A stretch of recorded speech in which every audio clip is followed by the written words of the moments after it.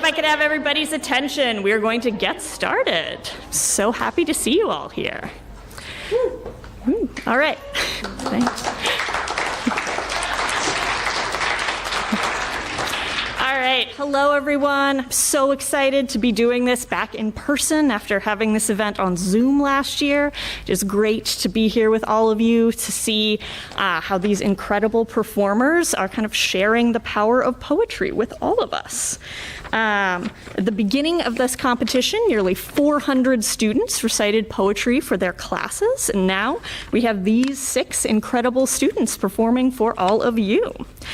At the conclusion of the program, we will announce today's first place winner, who will be representing Algonquin in the regional semifinals, with one state champion going on to compete at the national finals in the spring. To help us determine this year's winner, we have a distinguished panel of judges. Can we have a round of applause for Carla Reynolds, Brian Kelly, Elisa Drake, Sean Bevan, Alex Silva on accuracy, and Lindsay Copens on tabulation. Thank you all so much. This event is not possible without you.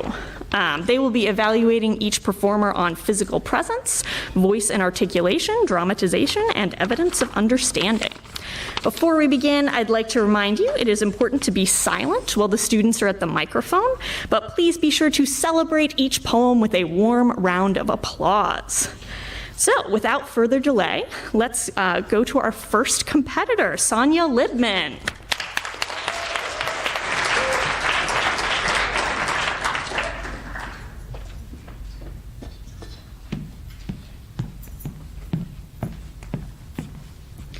Then and Now by Tom Clark. Then it was always for now. Later for later. And then years of now passed, and it grew later and later. Trapped in the shrinking chocolate box, the confused sardine was unhappy. It leapt and banged its head again. And afterward they said, "Shall we repeat the experiment?" And it said, "Later for that."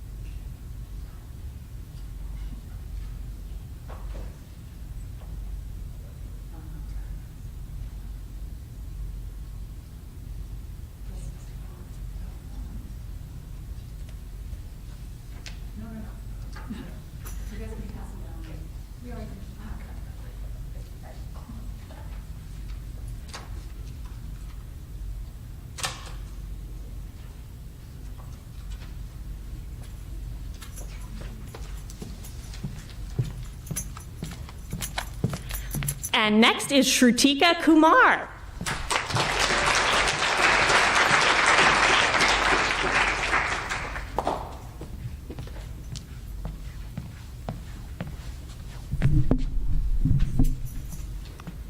How to Triumph Like a Girl by Ada Limon. I like the lady horses best. How they make it all look easy. Like running 40 miles per hour is as fun as taking a nap. Or grass. I like their lady horse swagger after winning. Ears up, girls, ears up. But mainly, let's be honest, I like that they're ladies. As if this big, dangerous animal is also a part of me. That somewhere inside the delicate skin of my body there pumps an 8-pound female horse heart, giant with power, heavy with blood. Don't you want to believe it? Don't you want to lift my shirt and see this huge, beating, genius machine that thinks, no, it knows. It's going to come in first.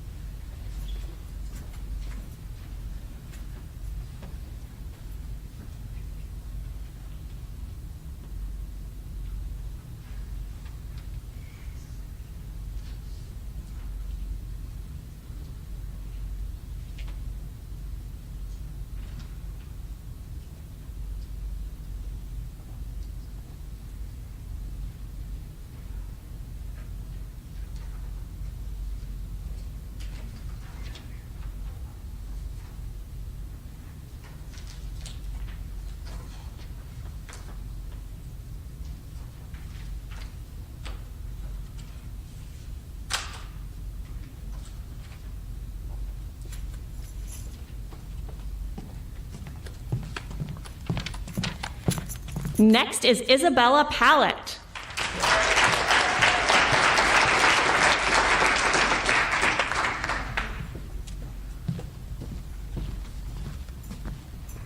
Cartoon Physics, Part 1, by Nick Flynn.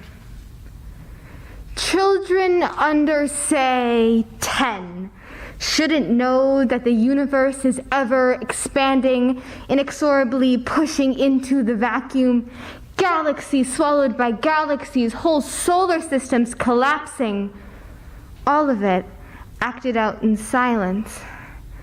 At 10, we are still learning the rules of cartoon animation, that if a man draws a door on a rock, only he can pass through it. Anyone else who tries will crash into the rock.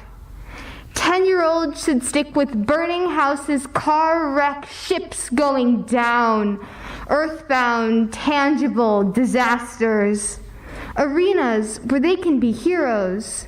You can run back into a burning house. Sinking ships have lifeboats. The trucks will come with their ladders. If you jump, you will be saved. A child places her hand on the roof of a school bus and drives across a city of sand. She knows the exact spot it will skid, at which point the bridge will give, who will swim to safety, and who will be pulled under by sharks. She will learn that if a man runs off the edge of a cliff, he will not fall until he realizes his mistake.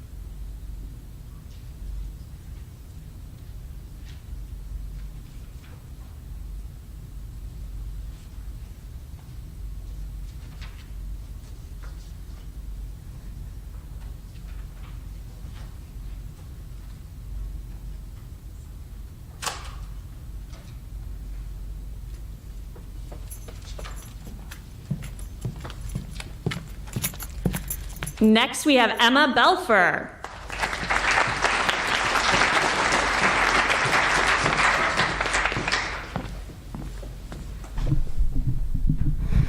The World is About to End and My Grandparents Are in Love by Kara Jackson.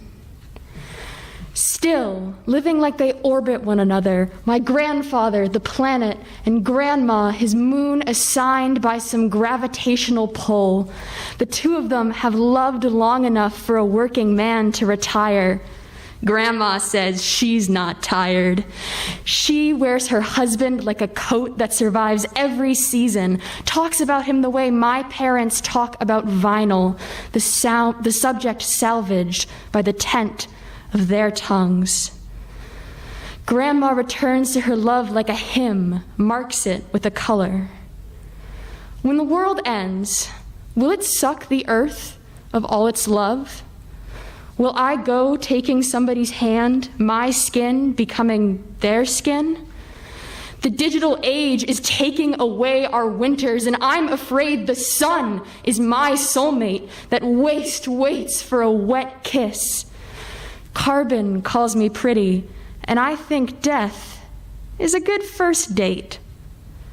I hope when the world ends, it leaves them be, spares Grandpa and his game, Grandma spinning corn into weight, the two of them reeling into Western theme songs, the TV louder than whatever's coming.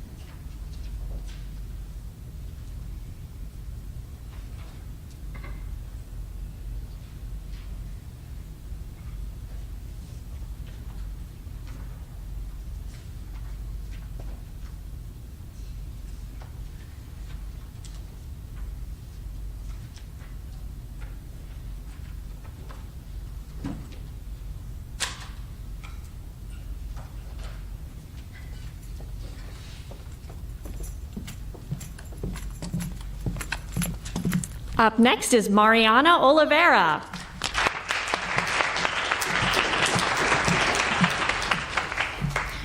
Truth is, I would like to escape myself by Noor Al-Grawi. Truth is, I would like to escape myself. Detach my body from my skin, peel it layer by layer to uncover beneath the surface of petals and thorns piled up year after year who I am and who I want to be. I want to be the flower that grows in dirt, the feather that flies free between the cracks of fences. A wise woman once told me, don't worry about you, worry about who you could be. I want to be the woman that sits on a desk and writes pieces of oceans, rivers on a white space in a place where imagination has no border.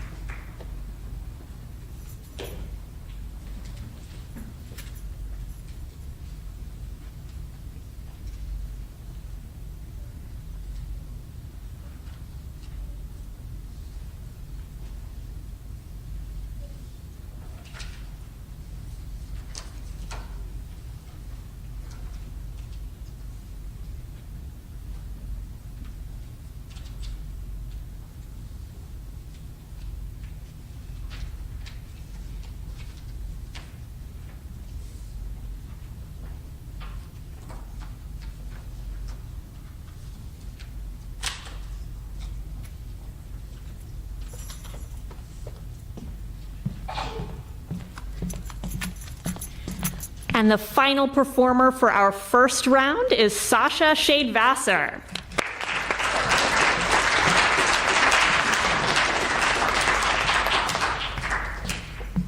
I felt a funeral in my brain by Emily Dickinson. I felt a funeral in my brain, and mourners to and fro kept treading till it seemed that sense was breaking through. And when they all were seated, a service, like a drum, kept beating till I thought my mind was going numb. And then I heard them lift a box and creak across my soul with those same boots of lead again.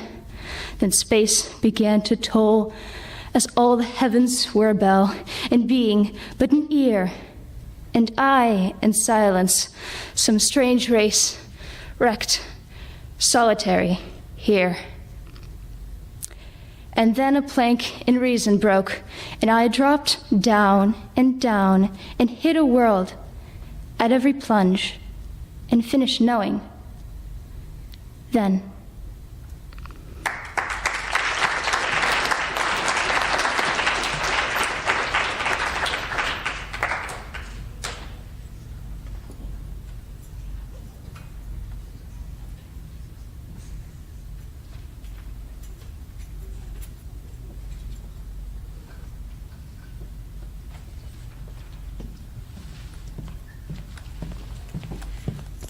All right, can we have another round of applause for all of those incredible performances?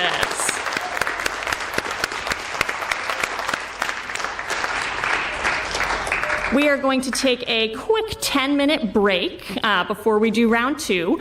If you want to leave the auditorium to go to the bathroom, be sure you check with your teacher before you go. Don't just run away. We are going to start round 2 at 11:05. So be here in your seat at 11:05. And just another reminder, we are socially distancing. Nobody should be sitting next to anybody else. There should be a seat between you and the nearest person. See you again at 11:05.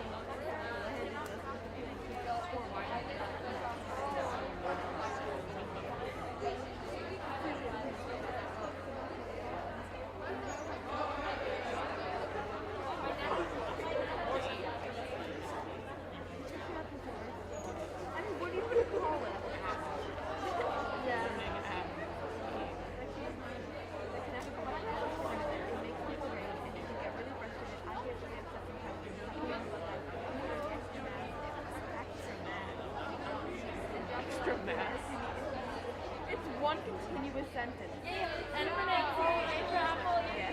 found that helpful. It's always imagine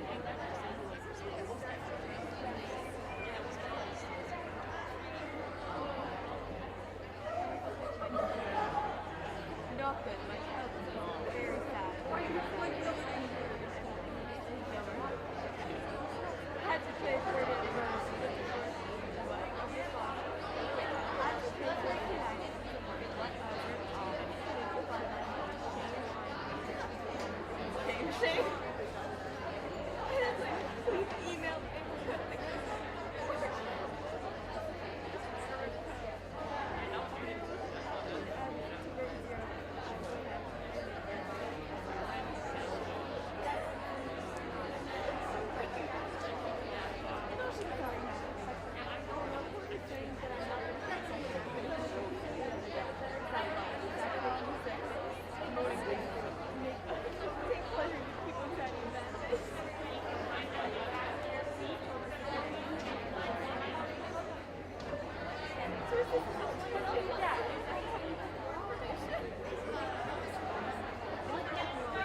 One minute, everybody.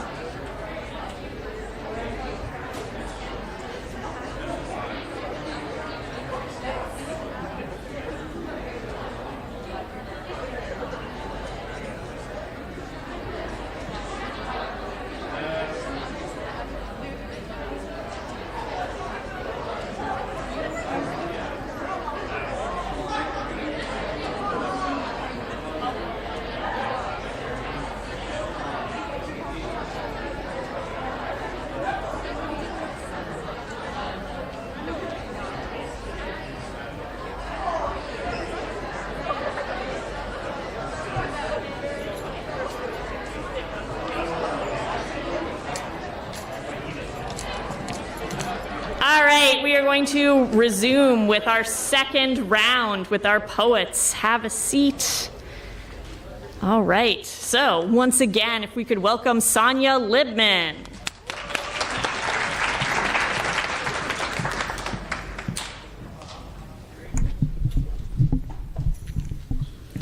Catch a Little Rhyme by Eve Merriam. Once upon a time, I caught a little rhyme. I set it on the floor, but it ran right out the door. I chased it on my bicycle, but it melted to an icicle. I scooped it up in my hat, but it turned into a cat. I caught it by the tail, but it stretched into a whale. I followed it in a boat, but it changed into a goat.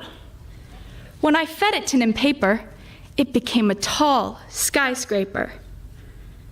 Then it grew into a kite and flew far out of sight.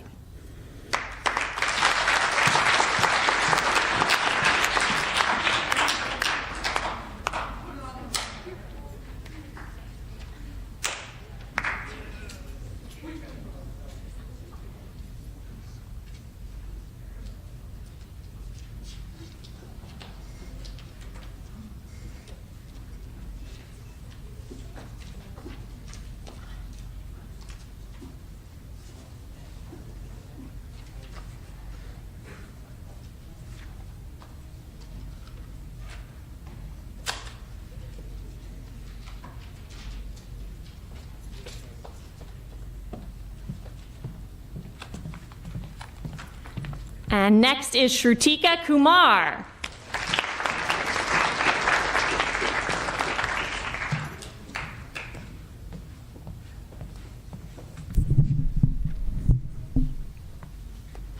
After Apple Picking by Robert Frost. My long two-pointed ladder's sticking through a tree, toward heaven still, and there's a barrel I didn't fill beside it. And there may be 2 or 3 apples I didn't pick upon some bough, but I am done with apple picking now. essence of winter sleep is on the night. The scent of apples. I am drowsing off. I cannot rub the strangeness from my sight I got from looking through a pane of glass I skimmed this morning from the drinking trough and held against the world of hoary grass. It melted, and I let it fall and break. But I was well on my way to sleep before it fell, and I could tell what form my dreaming was about to take. Magnified apples appear and disappear, stem end and blossom end, and every fleck of russet showing clear. My instep arch not only keeps the ache, it keeps the pressure of a ladder round. I feel the ladder sway as the boughs bend, and I keep hearing from the cellar bin the rumbling sound of load on load of apples coming in, for I have had too much apple picking. I am overtired of the great harvest I myself desired. There were 10,000 fruit to touch, cherish in hand, lift down, and not let fall. For all that struck the earth, no matter if not bruised or spiked with stubble, went surely to the cider apple heap, as of no worth. One can see what will trouble this sleep of mine, whatever sleep it is. Were he not gone, the woodchuck could say whether it's like his long sleep, as I describe its coming on, or just some human sleep.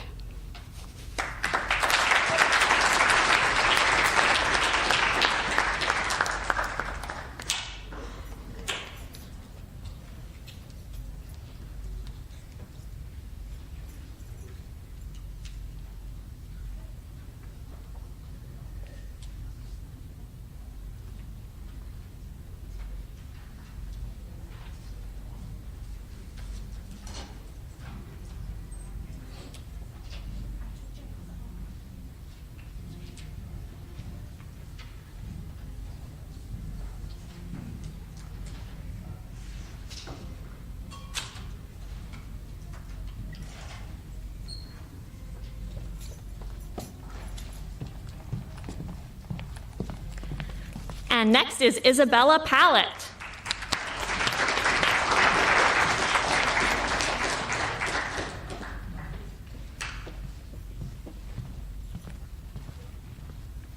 The Lost Land by Yvonne Boland. I have 2 daughters. They are all I ever wanted from the earth, or almost all.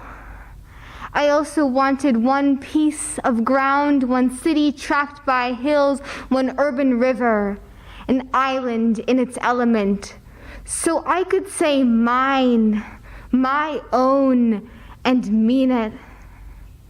Now they are grown up and far away, and memory itself has become an emigrant, wandering in a place where love disassembles itself as landscape, where the hills are the colors of a child's eyes, where my children are distances, horizons.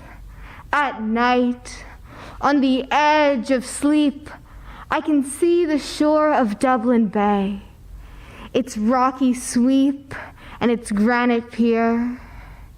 Is this, I say, how they must have seen it, backing out on the mailboat at twilight, shadows falling on everything they had to leave and would love forever?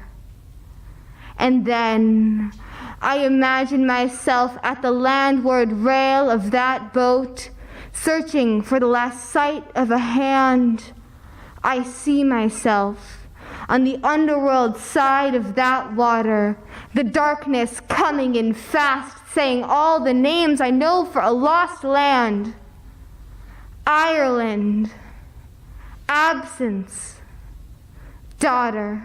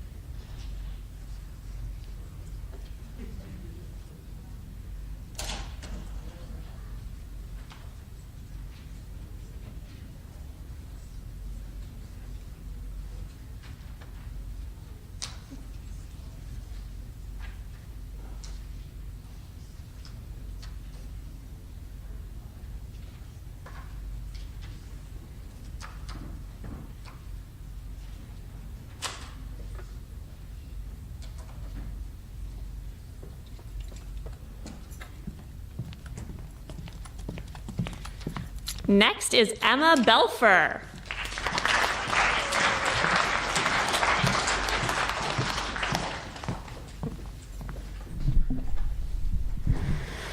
Mingus at the Showplace by William Matthews. I was miserable, of course, for I was 17, and so I swung into action and wrote a poem. And it was miserable, for that was how I thought poetry worked. You digested experience and shat literature. It was 1960 at the Showplace, long since defunct, on West 4th Street, and I sat at the bar, casting beer money from a thin reel of ones, the kid in the city, big ears like a puppy. And I knew Mingus was a genius. I knew two other things, but they were wrong, as it happened. So I made him look at the poem. There's a lot of that going around, he said, and sweet baby Jesus, he was right. He laughed amiably. He didn't look as if he thought bad poems were dangerous the way some poets do. If they were baseball executives, they'd plot to destroy sandlots everywhere so that the game could be saved from children. Of course, later that night, he fired his pianist in mid-number and flurried him from the stand. We've suffered a diminuendo in personnel, he explained, and the band played on.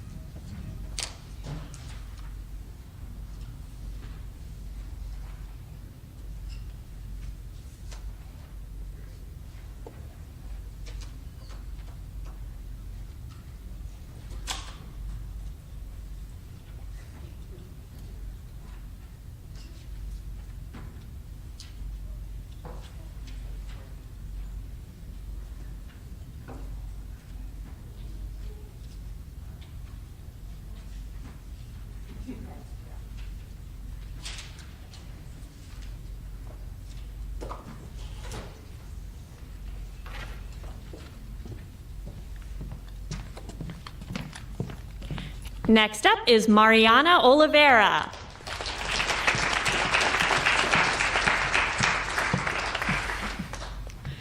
Summer by Chen Chen. You are the ice cream sandwich connoisseur of your generation. Blessed are your floral shorteralls, your deeply pink fanny pack with a travel-size lint roller just in case. Level of splendiferous in your outfit, 200. Types of invisible pain stemming from adolescent disasters in classrooms, locker rooms, and quite often Toyota Camrys, at least 10,000. You are not a Jigglypuff, not yet a Wigglytuff. Reporters and fathers call your generation the worst, which really means queer kids who could go online and learn that queer doesn't have to mean disaster or dead. Instead, queer means splendiferously you. And you means someone who knows that common flavors for ice cream sandwiches in Singapore include red bean, yam, and honeydew. Your powers are great, are growing. One day you will create an online personality quiz that also freshens the breath. The next day, you will tell your father you were wrong to say that I had to change, to make me promise I would, to make me promise and promise.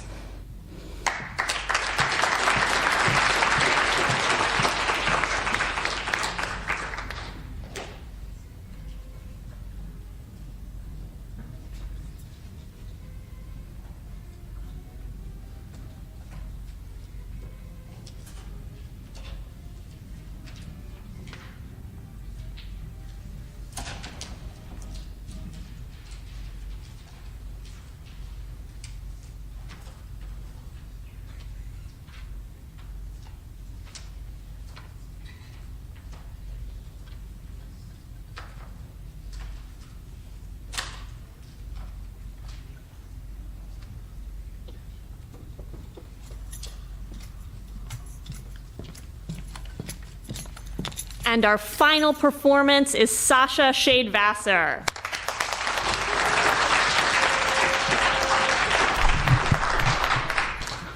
Wonder Bread by Alfred Korn.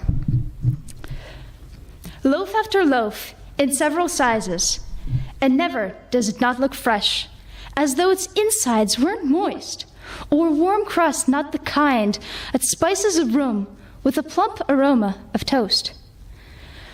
Found on the table, among shadows, next to the kitchen phone dispatched, FedEx, without return address though.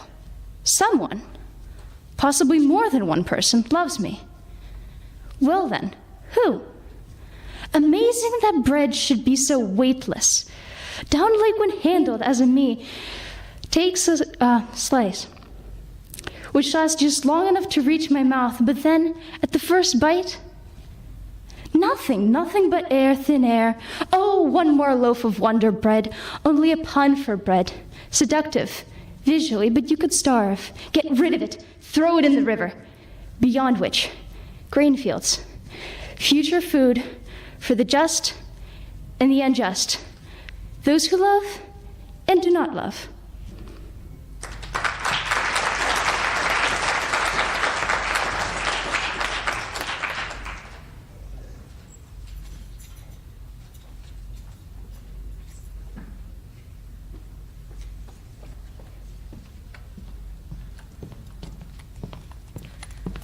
All right, we'll take just a couple of minutes for the judges to complete their deliberations, and then we will be announcing our winner.